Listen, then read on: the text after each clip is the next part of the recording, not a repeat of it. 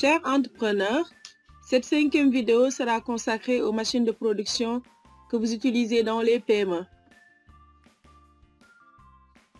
Pour ce faire, nous avons 2 points, un point dédié aux machines tournantes et un deuxième point dédié aux fours et séchoirs.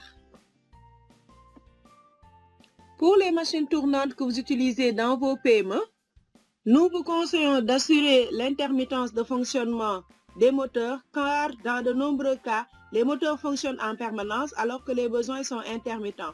Aussi d'adapter la vitesse du moteur aux besoins car ici l'objectif est juste de satisfaire les besoins de l'utilisateur en réduisant la consommation du moteur. Et aussi gérer le démarrage des moteurs car les démarrages font appel à un courant assez élevé, ce qui peut perturber les installations électriques. Pour économiser de l'énergie dans les moteurs électriques, il faut tout d'abord entretenir les installations avec un gain de près de 30%. Utiliser des variateurs électroniques de vitesse pouvant donner des gains jusqu'à 60% d'énergie. Et enfin, utiliser des moteurs éco-énergétiques.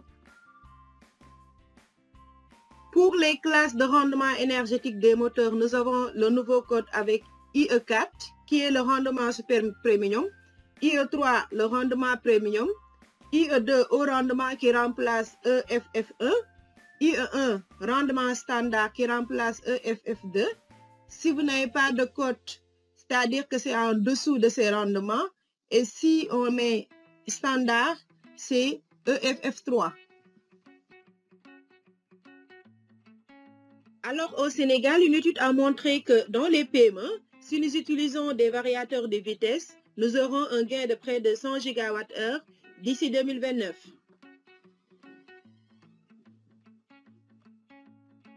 Le tableau nous montre que si nous utilisons des moteurs de classe de rendement énergétique IE4, nous allons faire des économies d'énergie, quelle que soit la puissance. Maintenant, cette économie d'énergie va augmenter avec l'utilisation de variateurs électroniques.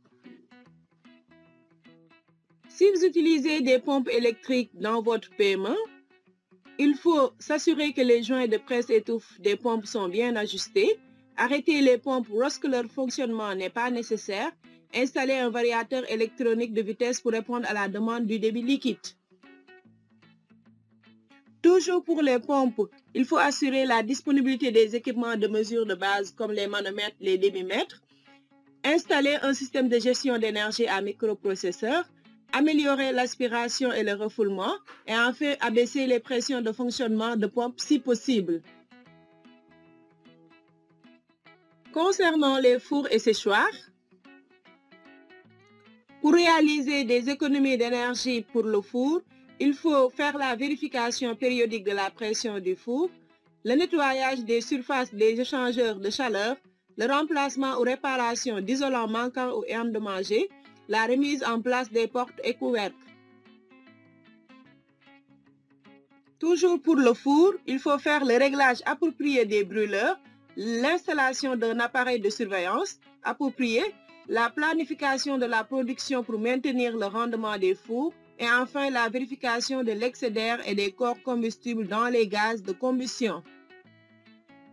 Concernant les séchoirs, pour réaliser des économies d'énergie, il faut penser à récupérer la chaleur sur les fours et l'utiliser, poser une commande automatique de l'humidité et de la température, vérifier l'étanchéité et enfin installer des ventilateurs. Merci chers entrepreneurs pour votre attention. Nous allons vous envoyer une fiche de travail concernant le module efficacité énergétique.